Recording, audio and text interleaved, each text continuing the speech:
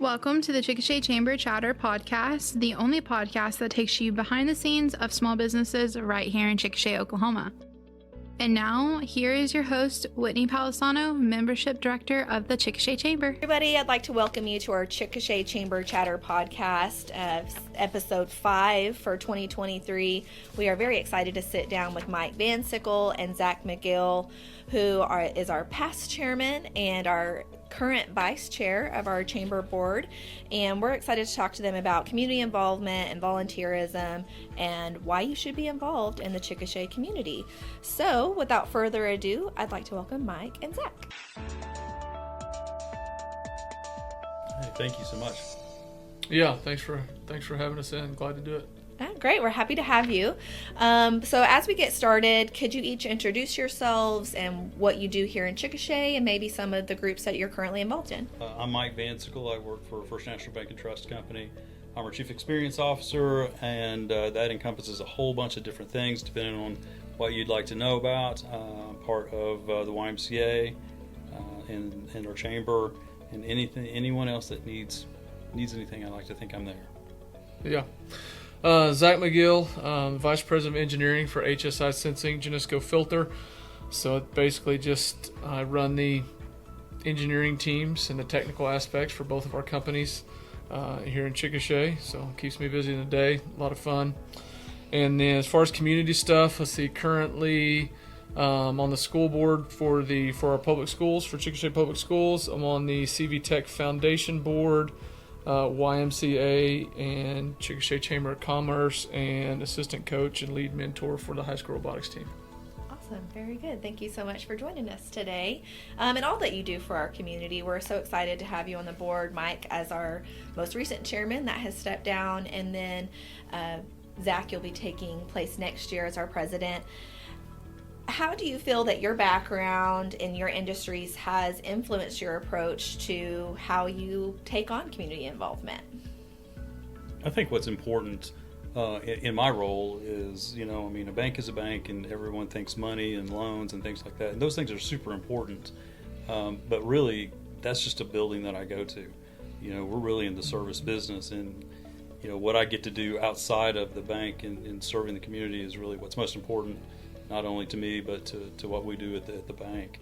It's one of the reasons that I came to First National from what I was doing before is I wanted to be part of something that gives back to the community as much as I wanted to give. And so it was a good fit, and we got together, and we've been doing this for quite a while now. So. Yeah, I think the community involvement piece is not as critical maybe, or not geared as much from an industry specific as it comes down to individuals' personality and gifts.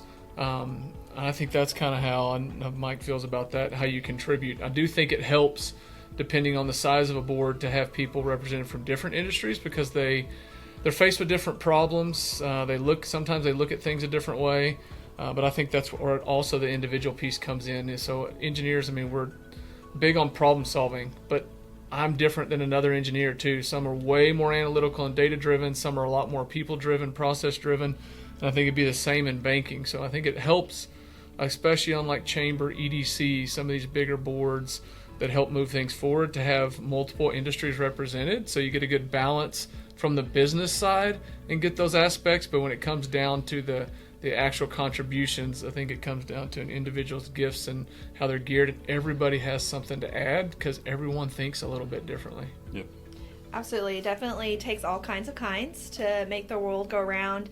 And you're exactly right. Here at the Chamber, if we're not getting a balanced group of input on what we want in our community, it's hard to move forward with that. And it really takes everybody's voice to do that.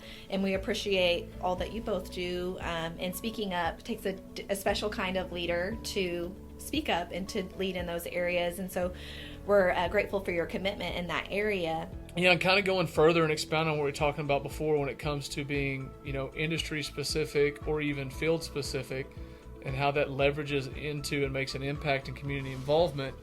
I think that our skill sets that we build up over time definitely help make an impact in the community, because there'll be a specific project that's going to be finance driven, and you're going to need you might need both Mike and I on it. You might need my brain on there from a certain process perspective, even though there's not going to be any chemicals, electrical, mechanical things in it. Sure. I might look at the overall process differently.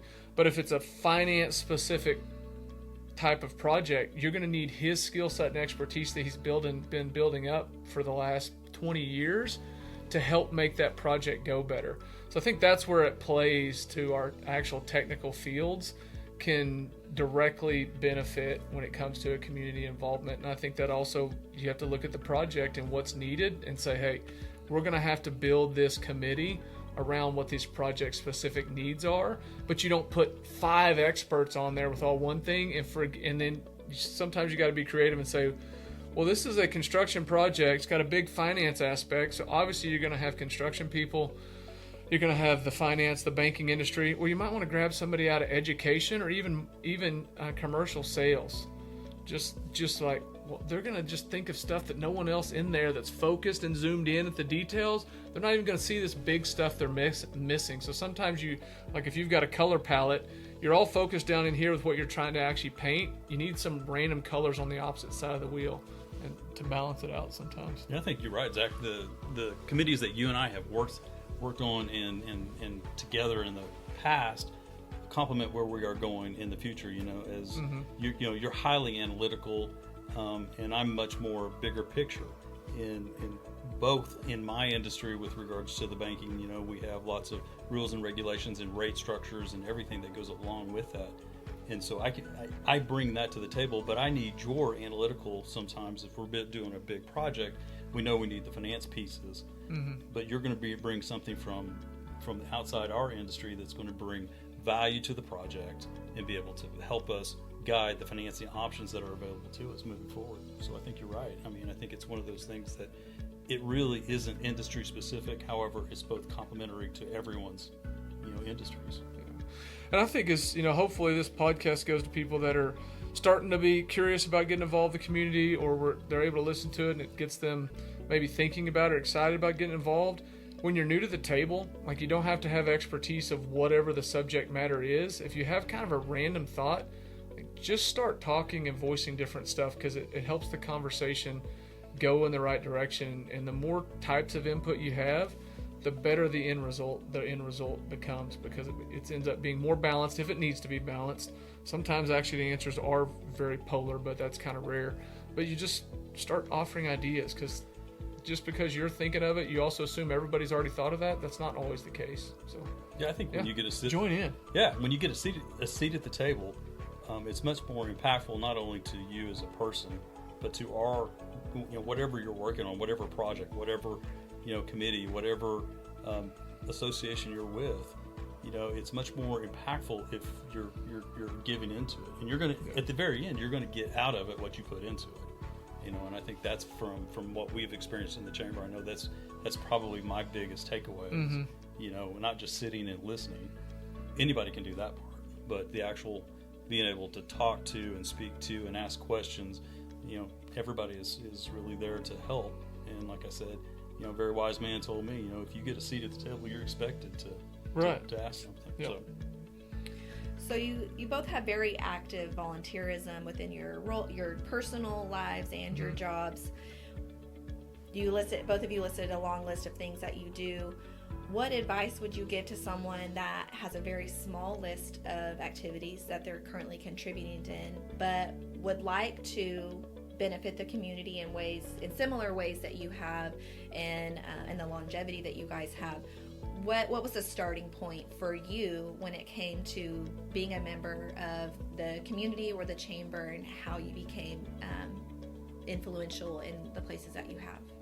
I think for me, what started it is small. I wanted to be able to make an impact, but I didn't need to sign up for every committee that was available. I didn't need to be part of every organization.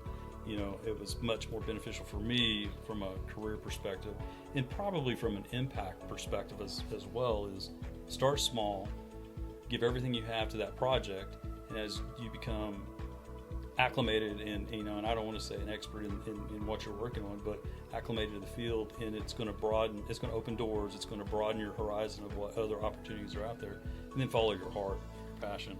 Yeah, I mean, I would definitely mirror what Mike's saying. I think for an entry point for me was Leadership Chickasha.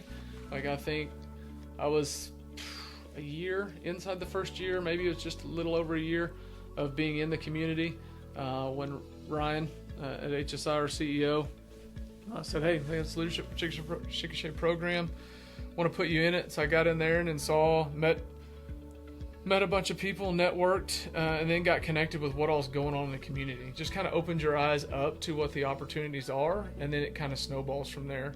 And so I think it's what Mike said. Go and figure out what's going on. Ask questions. Ask the chamber. Go talk to the school. Like, there's a lot of people that you see involved in stuff. Talk to them about what all is out there.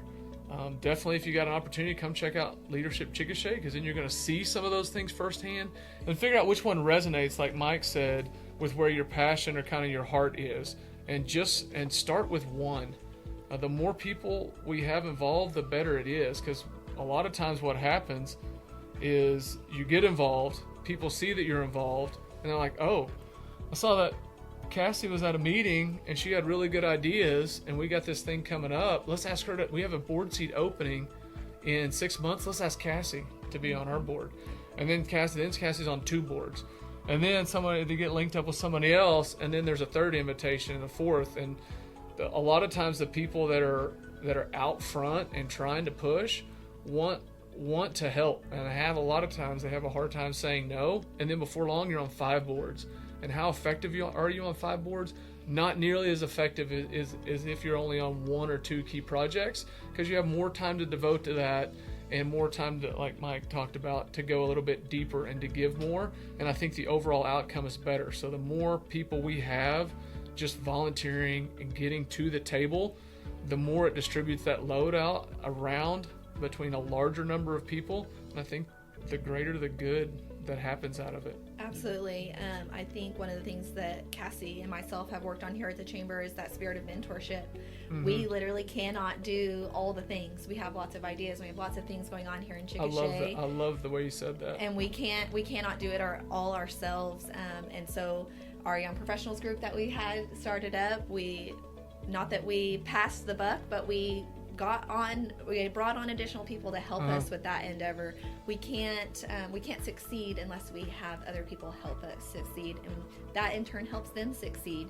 And I think that's one of the great things about Leadership Chickasha, and I'm so glad you brought that up, because we'll do a shameless plug for our session that's coming up this fall. Sure. You got to join. You have to get join in the class. Chickasha. That's where I started. I was in Leadership Chickasha in 2018, and that's how I came to be in the position that I am today. So I can't express how important that Leadership Chickasha component is to our community in building leaders and connecting leaders, because I think there's a lot of leaders that don't know how to connect or where to connect. And you guys have been successful at connecting. And so I love what you talk about. It just takes one board a lot of times to get connected to several other. Yeah. We're going to take a quick break right now so we can hear a word from our sponsors. But if we had a sponsor, we could say that right now, but we don't. Are you interested in being a sponsor of the Chamber Chatter podcast? Give me a shout and I'm happy to hook you up. I really like to play on the mentor kind of approach that you mentioned. I'd like to be interested to hear what Mike's tried over the years, but that's the approach I've kind of taken lately. Is I actually had to whittle some things back, drop out of some commitments because the list got to like 8 or 9. Mm-hmm. And when I did that, I was like, okay, all these boards need good people. So if I'm going to leave one, I try to recruit. I try to basically say, hey, I've got to let this go. I've got to step down. I still care about wherever I can help, but I'm going to backfill my position. Like, I'm going to go recruit. I know what this board's about. Sure. Now I'm going to go recruit somebody that I already know kind of cares about that, would be interested, and then try to backfill, so that you're leaving a commitment, but you're backfilling with someone that you've already kind of know or personally vetted a little bit. So it's not just then on the board to fill these open seats because they're scrambling and don't know people. And that way you're also giving someone else an opportunity to step up and spreading it out. Yeah, I've just been reading a book. It's called The One Thing, and it really speaks to what we're talking about. I mean, you really don't want to be a jack of all trades and master of none. And so as I have started to leave, and again, Zack and I have gotten the opportunity to work on a lot of different projects, and as I'm leaving a couple of the other organizations that I may be involved in, I have been actively recruiting, subtly, but still actively recruiting to put the right piece for my vacancy in there. Yeah. And I think that's important. I will roll off of our executive board here in December, but I'm actively looking. I'm like, who can help make an impact? To simple things of making sure people get paid, and all of those kinds of things that are important. But I think it's everyone's responsibility. Don't just be a name on a sheet. Don't be on the roster. It's be engaging and have a voice and ask questions. And then once you're comfortable within that particular board or responsibility that you've taken on, be thinking, okay, I'm going to be coming off this. Be engaged, but what will need, what can somebody else bring to the table when it's time for me to be gone? And I hope that as people are listening to this podcast, are thinking, okay, they're talking a lot about helping, mentoring, filling spots. How do I get to be one of the people that is on the list of people that they're wanting to add in? I can't express enough how important networking and our chamber programs that we do here, showing up to a Chamber Connects or being an ambassador. We have several past chairmen that got started with the chamber because they got started as an ambassador, or we filled several committees and boards with people that we met at Chamber Connects and our Women's Wednesday. Come, meet people, talk to people. It doesn't have to be a lot, but the more people know that you exist, the better chances you are of getting to be in the room where it happens, right? I can't express to you enough how much you need to jump on our calendar and come to these events where Zack and Mike and Cassie and Jim, that our staff and our fellow members and our board members are at, and start making those connections, because that's what makes our community great, is building of those connections. So as we build these connections and work on these boards, what are the hopes and aspirations you have for our community as you guys continue in your respective committees? I think for me is, I always want to have an impact on whatever I'm working on.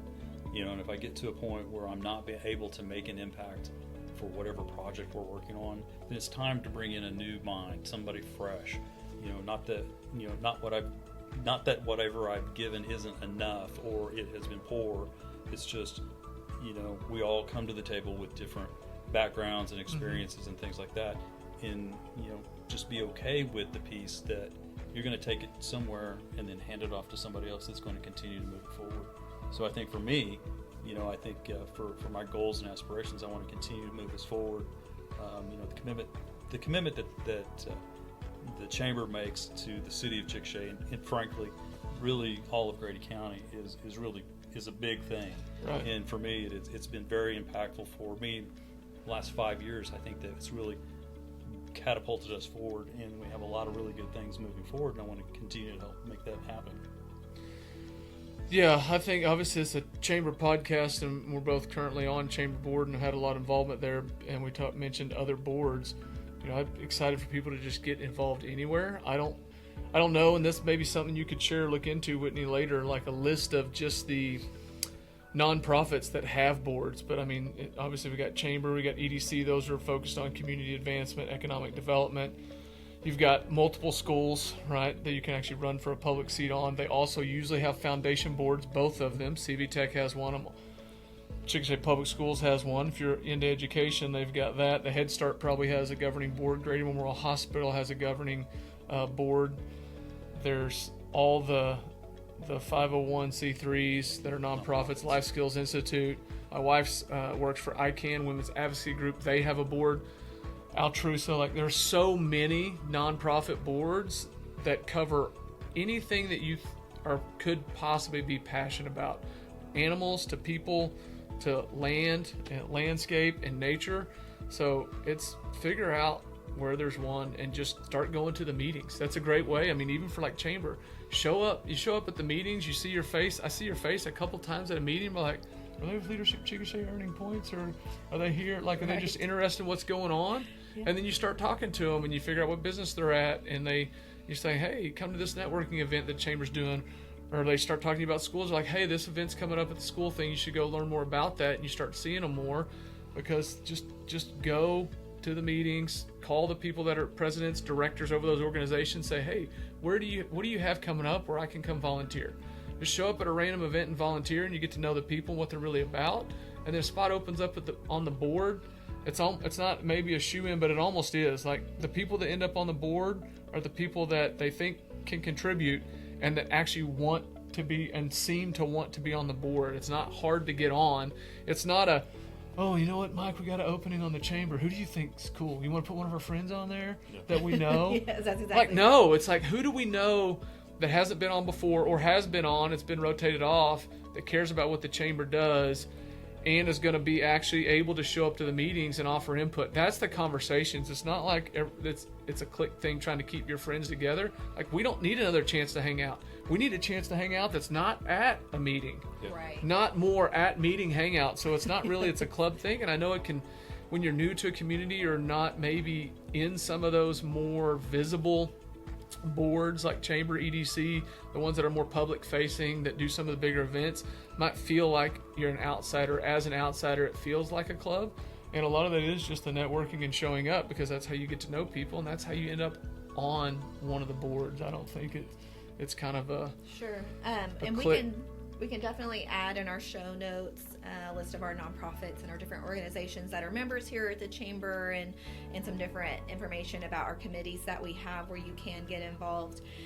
Jumping in can be really scary, especially if you're new to our community, you haven't done that before. But one of the things I like to tell my kids all the time is the things that you're most afraid of are usually the most worthwhile. So I'd encourage anyone that wants to jump outside that comfort zone. We're generally pretty nice around here. Most of the time. No, all the time. We're really nice. And we love to see new faces. We love to have new people joining our boards and being active in our communities. There's always more seats at the table. Yeah, absolutely. Especially here in Chickasha at the chamber and our different activities that we have. So we'll do our best to get a fairly complete list in our show notes. And anybody that wants to send us more, we're always welcome to that as well. Just to touch briefly too on kind of talking about the way I kind of played it in my head was the why of community involvement. Yeah. I think for me it becomes pretty simple, and it's down to the base, or what I feel is the base and the root of the word community itself. So you can live in a city, you can live in a town, and then that's where your residence is. That's not the same as community, right? A community is a group of people that want to be near each other. They have a common goal or a common theme. There's reasons that they're together or in the same area, and they want to move things forward. They want stuff to be better because you care about the person next to you. You care about your neighbor. You care about what it's going to be in 10 years or 20 years or 30 years for your kid. And the involvement's we all are busy. No one has the extra time it takes to do the community involvement.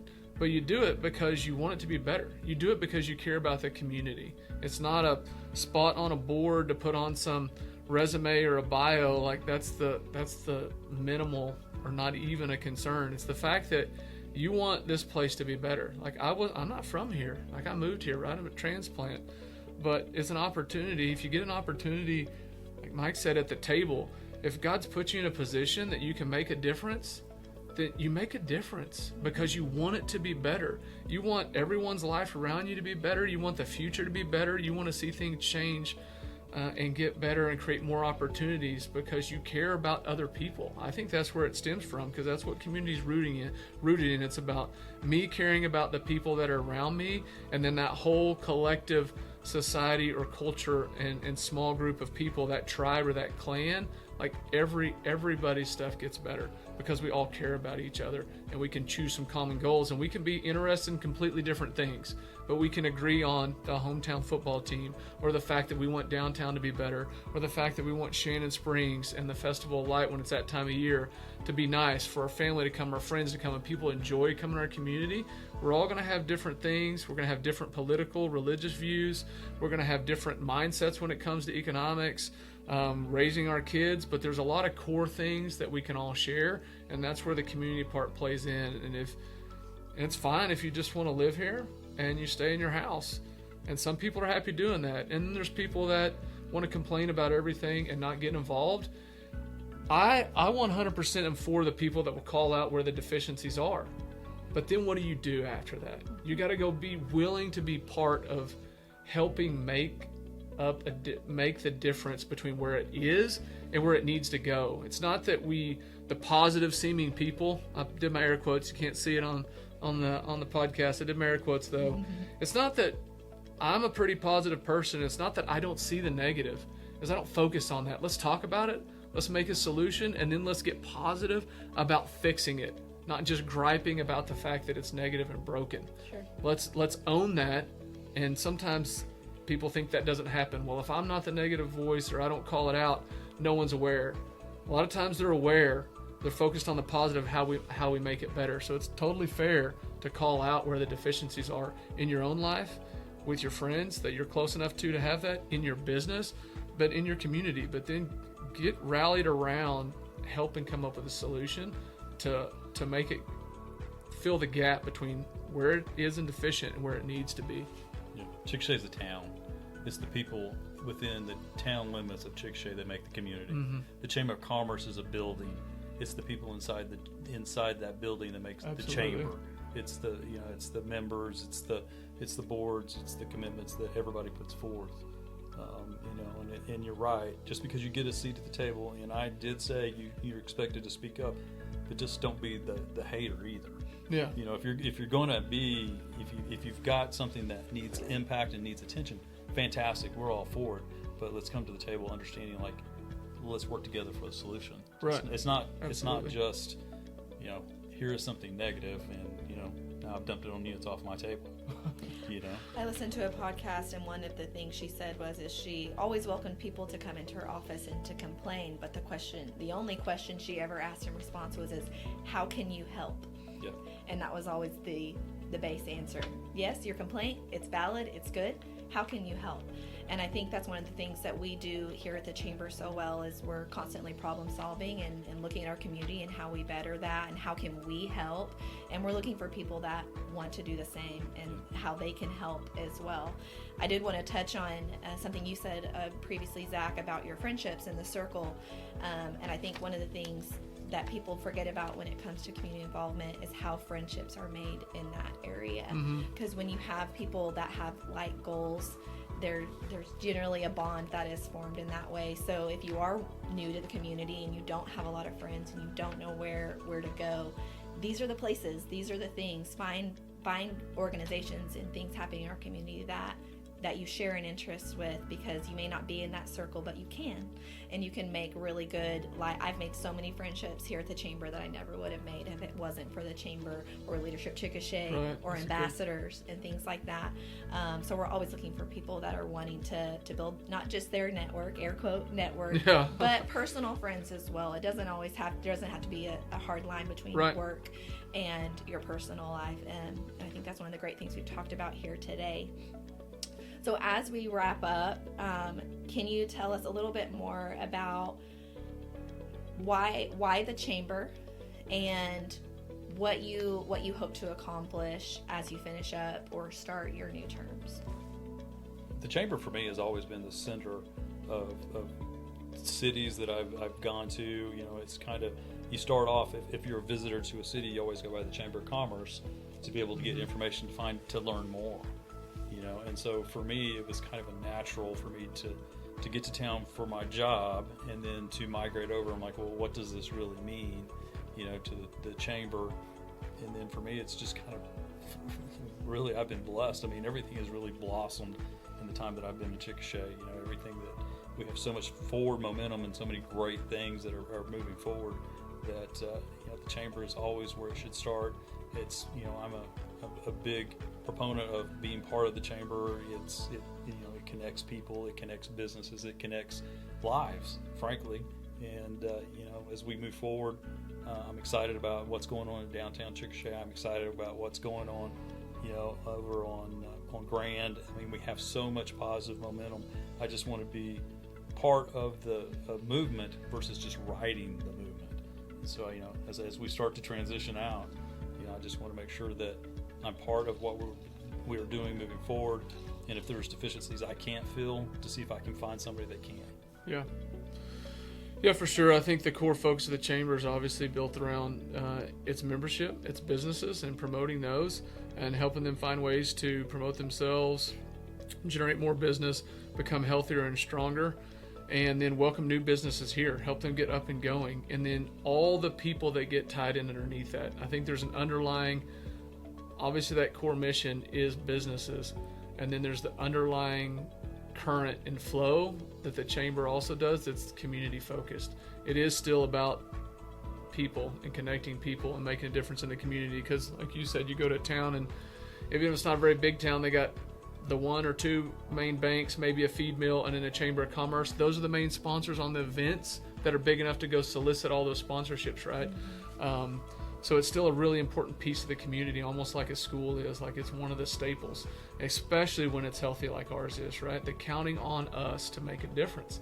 And so I think that's where it plays. Like, continue to do everything we can for our members, welcome new people, help people show up. They go to the chamber first. What are the other businesses here? Where are properties maybe at? We get to them link them with the EDC that's really built to do that, right? Help new businesses find spots, ramp up, find programs, help them fund things and get new employees. And so that's where it starts. And then we're the can be the interconnective tissue between the city and the EDC and the school system and the banks and the college. And so, and then the other piece is, we can't make the businesses better in the community if we don't make the community better.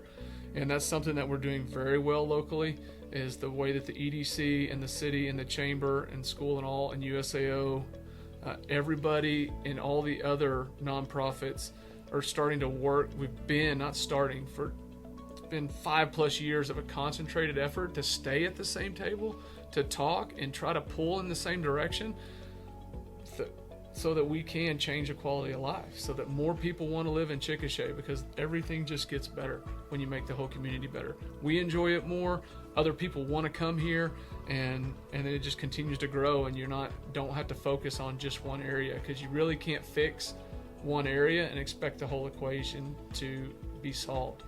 For things to go, all the areas have to be healthy. There's no way to leave one piece behind and grow. Yep. So could either of you share a memorable experience or a success story specifically about how the collaboration between the chamber and our community has been successful? I think the food truck championship, is paramount. How we had, local ownership, start the food truck championship, and they, really helped it move forward, and it really grew, and it was getting, bigger and bigger and bigger, and then partnership up with the chamber, and now we're able to, not take it to another level, but it allows for everyone's expertise to kick in. You know what I mean? It helps the chamber. It helps the food truck championship. It's just a win-win deal. That's my favorite one. Yeah. I also love everything else that Chickasha does. I also love the Christmas parade. Yep. I love Festival of Light.